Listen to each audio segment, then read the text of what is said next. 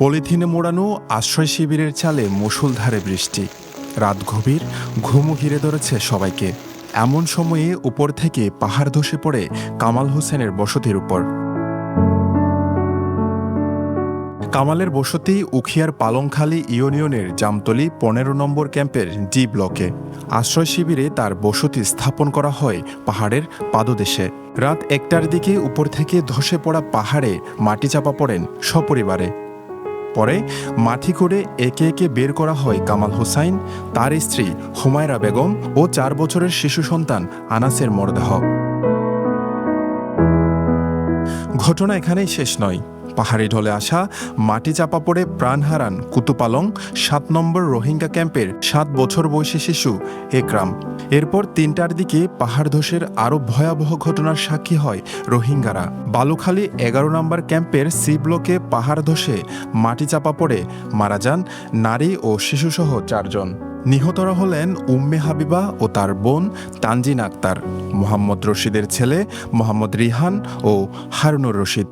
অন্তু টাঙ্গি আছে, টাঙ্গির অত্যন্ত ভারী বেলা আমি আগে লামি অনেক দূরে ঘর দিয়ে না পয়সাটা গিয়ে বা মানুষ এক ঘরের মানুষের ভিতরে ৭ জন বাঁচে ভাই আর ৩ জন কেউ গিয়ে মিডিয়া উত্তর গলি গিয়ে রহমিতাল হষ্টবিষ্ট করি নেলা এরা আর আল্লাহ আর বিনা আনি হাই আমাদের অহন মত ভিতর গলে আছে অহর রুজুতির মোরাতি মানে হাঞ্জা বায়ে বলি পার বায়ে বলি ঘর বায়ে বলি হ্যাঁ আল্লাহ ডর লাগে দিয়ে আর এন্দেলে তিন কম ইয়ানা জানা কি ওয়া খাইলা হাকিম বারা গিয়ে দুয়া ২ নম্বর মাঝে এই তো গো মরি গিয়ে গই তো এন্দেলা হাঞ্জা বায়ে আর ওয়াল বায়ে আয়রে ওই জেলা আর খান্দান হদি কি বর্মা মাঝে এটা খান্জা কি মুরা মুতর আর জিন্দেগি বেশি মারালে যার গো মাশাআল্লাহ রাত 12:30 রাতে কি কই মানে হান্ডাগান ভাঙ্গি তো হান্ডার মানুষ জরিয়া ফায়ার সার্ভিস আসছি তো আর আসলাম বল্লকর মানুষ আসছি তো বেগুনে মানে সহযোগিতা করি আর মানুষ নিয়ে লাগি তো মানুষের যোগা বুড়া মানে বাম্মা আগে বুড়া হওয়া তো অজ্ঞতা আছে দুদর্ক বাসি।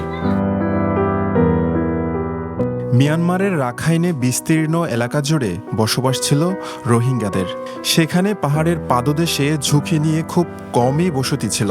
কিন্তু ২০১৭ সালে গণহত্যার মুখে বাংলাদেশে পালিয়ে আসার পর রোহিঙ্গাদের আশ্রয় নিতে হয় উখিয়া টেকনাফে। মাত্র ১২,০০০ হেক্টর বনভূমি ধ্বংস করে গড়ে তোলা আশ্রয় শিবিরে গাদাগাদি করে থাকছে অন্তত ১৫ লাখ রোহিঙ্গা। পৃথিবীর সবচেয়ে বড় এবং ঘনবসতিপূর্ণ ক্যাম্পে এখন নতুন আতঙ্ক, পাহাড় ধসে প্রাণহানি। রোহিঙ্গারা চায় পাহাড় ছেড়ে সমতলে আশ্রয় নিতে। আর নিরাপদ চাই, ফয়না জায়গা সুন্দর করে যদি দিশা তাই ফেরত দিলে আরো জায়গায় চাই। আর ফয়না নিরাপত্তা জায়গা গম জায়গা চাই।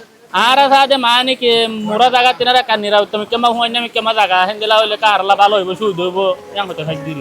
তবে দমকল বাহিনী বলছে বর্ষা মৌসুম আসলেই রোহিঙ্গাদের সচেতন করার জন্য নানা উদ্যোগ নেওয়া হয়।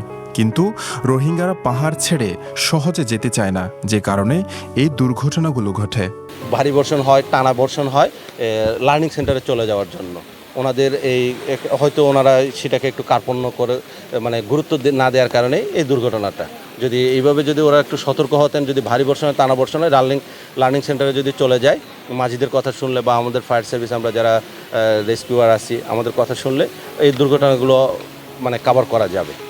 শরণার্থী কমিশন বলছে নতুন করে আসা রোহিঙ্গাদের সরকার আনুষ্ঠানিকভাবে শেল্টার দিতে পারেনি। এই সুযোগ কাজে লাগিয়ে একটি সিন্ডিকেট পাহাড়ে রোহিঙ্গাদের বসতি করে দিচ্ছে। কমিশন বলছে প্রাথমিকভাবে তারা বেশি ঝুঁকিপূর্ণ লোকজনকে কম ঝুঁকিপূর্ণ জায়গায় সরিয়ে নেওয়ার চেষ্টা করছে। যেসব জায়গায় নিউ অ্যারাইভাল নতুন করে যে রোহিঙ্গারা আসছেন তারা আসলে বেশি মাত্রায় ঝুঁকিপূর্ণ এলাকাগুলোতে বসবাস করতে বাধ্য হচ্ছে। আমরা অতীতে এই লোককে সরিয়ে নিয়ে ওই জায়গাগুলো খালি রেখেছিলাম, ওই জায়গাগুলোতেই এখন ওই নতুন আগত রোহিঙ্গাদেরকে আসলে জায়গা বিক্রি করে ওখানে ঘর করে দিয়ে বিক্রি করছে। এটা আমাদের সবার সহযোগিতা চাই। আমরা আমাদের স্থানীয় যারা নেতৃবৃন্দ রয়েছেন, স্থানীয় যারা মুরব্বী রয়েছেন তাদেরও একটু সহযোগিতা চাই, কারণ মানুষের জীবন তো সবচেয়ে গুরুত্বপূর্ণ। আমরা রোহিঙ্গা হোক আর স্থানীয় হোক কারো জীবন যাকে এটা আমরা চাই না। এদিকে কক্সবাজার শহরেও পাহাড় ধসের ঘটনা ঘটেছে। ভোররাতে পাহাড়তলির সাত্তারঘোনা এলাকায় পাহাড় ধসে প্রাণ হারায় আলী আকবর নামে এক ব্যক্তি। স্থানীয়রা বলছেন শহরের বিভিন্ন এলাকায় পাহাড় ধসের ঝুঁকি তৈরি হয়েছে। এটা আজকে নতুন বিষয় নয়, প্রায় সময় এখানে পাহাড় ধস হয়ে মানুষ মারা যাচ্ছে। এর আগেও অনেক মানুষ মারা গেছে। এখানে সমস্যা হচ্ছে আপনি দেখবেন আমরা একই কথা বারবার বলে যাচ্ছি যে কিছু এই যে ভূমিদস্যু যারা আছে তারা পাহাড়গুলা দখল করে খণ্ড খণ্ডভাবে বিক্রি করে, এবং একটা দল আছে তারা এগুলা কেটে দেওয়ার জন্য একটা টাকা নেই। এই বারবার আর হচ্ছে যে যারা গরিব সাধারণ মানুষ আছে তারা কি করে অল্প দামে পায় বিদায় এই যে পাহাড়ের পাদদেশে তারা গড় করে এখানে একটা জায়গা, যেটার কারণে বারবার পাহাড় ধস হয়ে মানুষ মারা যাচ্ছে। এদিকে কক্সবাজারে গত ২৪ ঘন্টায় ১৫০ মিলিমিটারের বেশি বৃষ্টিপাত রেকর্ড করা হয়েছে বলে জানিয়েছে আবহাওয়া অধিদপ্তর। আবহাওয়া অধিদপ্তর কক্সবাজারের সহকারী আবহাওয়াবিদ মোহাম্মদ আব্দুল হান্নান জানান, বঙ্গোপসাগরে অবস্থানরত সুস্পষ্ট লঘুচাপ ও সক্রিয় মৌসুমী বায়ুর প্রভাবে এই বৃষ্টিপাত হচ্ছে এবং আরও ২ দিন ভারী বর্ষণ অব্যাহত থাকতে পারে। নিম্নচাপের কারণে আমাদের গত পরশুদিন থেকে আমাদের সমুদ্র বন্দরে ৩ নাম্বার সতর্কবার্তা দেওয়া আছে, এবং এই সতর্কবার্তার প্রভাবে আসলে যেটা হতে পারে যে মাছ ধরা নৌকা সহ যত নৌযান আছে সবগুলোকে সাবধানে চলাচল করতে বলা হয়েছে, এবং গভীর সমুদ্রে না যেয়ে উপকূলের কাছাকাছি থেকে আসলে তারা সাবধানে থাকবেন।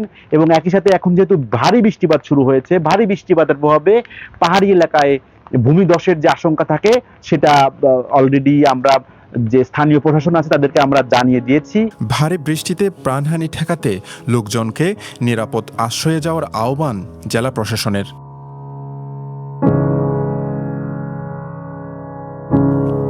News desk, Penowa.